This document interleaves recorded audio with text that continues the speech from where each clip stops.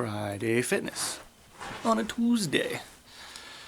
And as always, it is glowing because the only place I can film is sitting on the bedroom floor using the natural light, and because it's 3:15 on February 8th in the northern hemisphere, the sun is shining directly in the window. Which means I'm overexposed, which makes me look like I have better skin than I do. Anyway, I want to talk about my chest. Now, I need my talking bat. Something I regret from when I started my fitness journey is that I didn't take any before photos. I thought it was stupid and lame and vain and for other people, not for the self. And I was dead wrong. You should take before photos so that you can look back and see how far you've come and have a sense of progress and purpose and the sense that you are in a place on a journey, not just living Groundhog's Day. But I had, so I'm working on a chest tattoo with my dear friend Ashley Kendall at Smiling Buddha here in Calgary.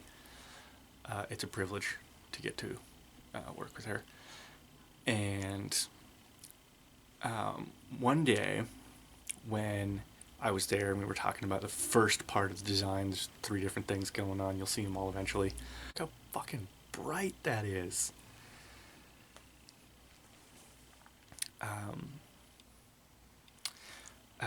Yeah, 3 different elements going on my chest. When I was there one time, she said, "Do you want to put the stencil on and see how it moves and stuff?" And so we put the stencil on, and then when I came home, I took a picture of it. Now the thing about taking photos, when you're trying to do any body recomposition type stuff, is that everyone tends to take photos, and I have the same temptation, right after a workout when you've got a pump on, and it's just not an accurate representation of your body. That's how your body looks immediately after a chest workout, but it just isn't your natural state. You can take a great before and after photo by just taking a photo before and after a workout. Like, you can take a great before and after photo just before and after a deep breath and see an appealing visible change. But I came back from the tattoo parlor and I was covered in marker and the stencil and all this work, and I took a photo and I was like, this is going to be the before photo of the tattoo process, because with the chest tattoo coming up, I was like, I'm really going to focus on hypertrophy and muscle development in my chest and stomach area for this, just to have the best tattoo experience possible and have the tattoo look as good as possible. So that's been my focus. And so I had the 2 or 3 months or whatever between that appointment to choose the designs and everything and the first tattoo. And so now I have before and after photo of when the stencil went on and when the tattoo was done.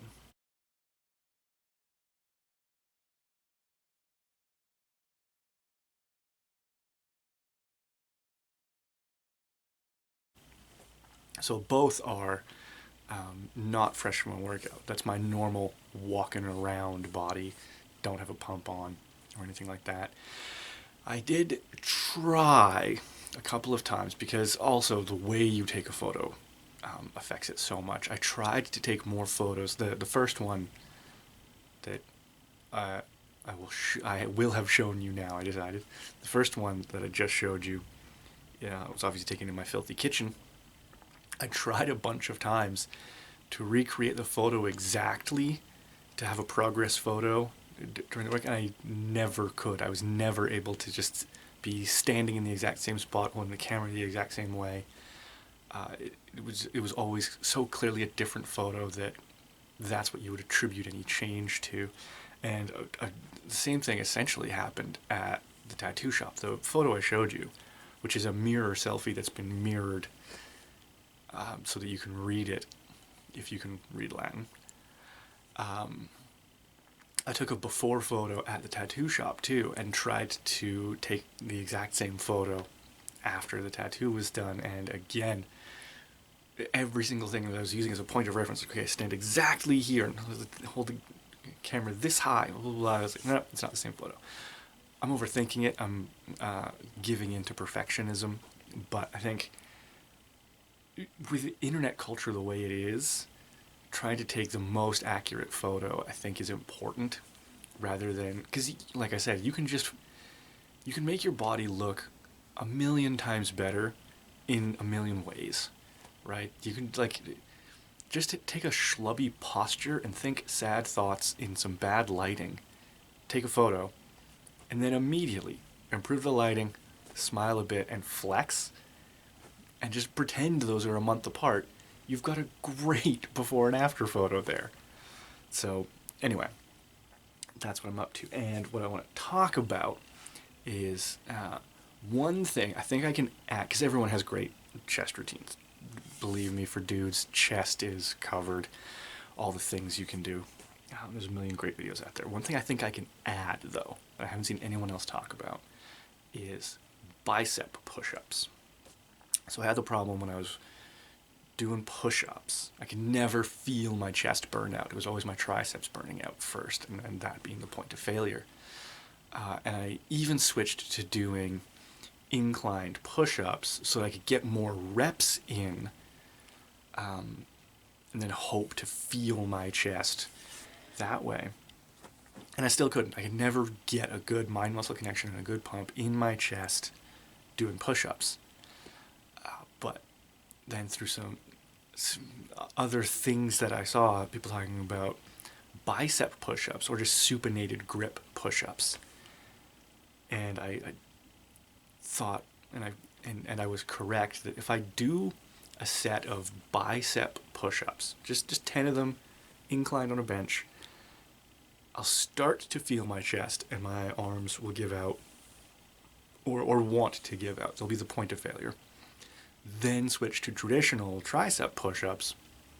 I can get 25, 30 push-ups done, chest working the whole time, but alternating bicep and tricep work so that I can exhaust the chest and get that benefit. So that's one thing, that bicep push-ups are a great tip for chest. And then another thing, this comes straight from Jeff Cavaliere, but I was doing a lot of hex press, where I was laying flat on my back, or incline, but always like to get the center of your chest, you need a squeezing motion, right? And so what a lot of us do, what I learned from a friend, was hex presses. They're called that because you need the hexadecimal shaped weights, so that you can press them together and they won't move. But just do an incline press with the weights pressed together, and you will feel it in your chest. You can, even when you're standing around, just hold your hands kind of medium distance in front of you and press your palms together. You'll feel the really inner chest, or that really sternum area, working, and it's great. Problem is, you'll see a lot of people do it with one plate, and you will forget to squeeze when you do that. You will be holding it together and still have like some shape, but you won't be pressing the way you need to. But with two plates, you have to press. It's really difficult to hold two 5 or 10 pound plates together and move them up and down. Like, you have to squeeze, otherwise they're going to slide apart and they're going to fall on your sternum and it's going to hurt really badly. The thing is, that maxes out. I was getting to the point where I was doing like a 10 and a 5 squeezed together, or I was squeezing a 5 between two 10s, which was just chaotic as fuck. And then Jeff made a video where he was doing landmine stuff, where you take your barbell, imagine this is a barbell, put one end on the ground, and then just press the other one up and away.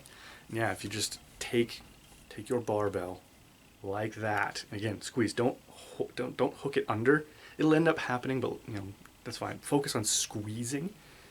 You can load up 50, 60 pounds and do landmine presses like that.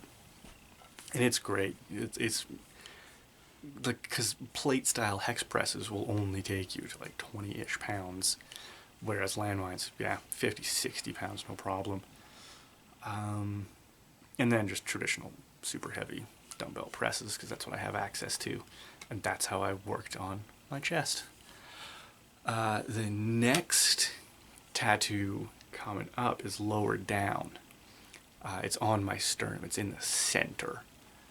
And so I'm trying, now I've shifted my focus a little bit to trying to flatten my stomach. So doing more ab work, doing ab work every day, doing ab work at the start of every single workout so that they're kind of pre-fatigued. So when I do squats and things, I feel my abs then as well.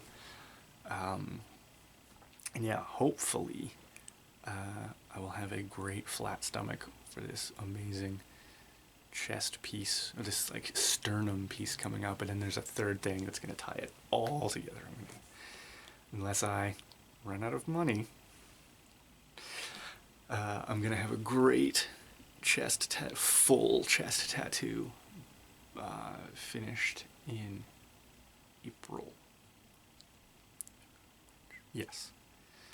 So that's something to look forward to. And now I've done it. I've shown a before and after photo. I just have to remember to put them in. Otherwise, this will be very stupid. And that's Friday Fitness. Tattoos can be workout motivation.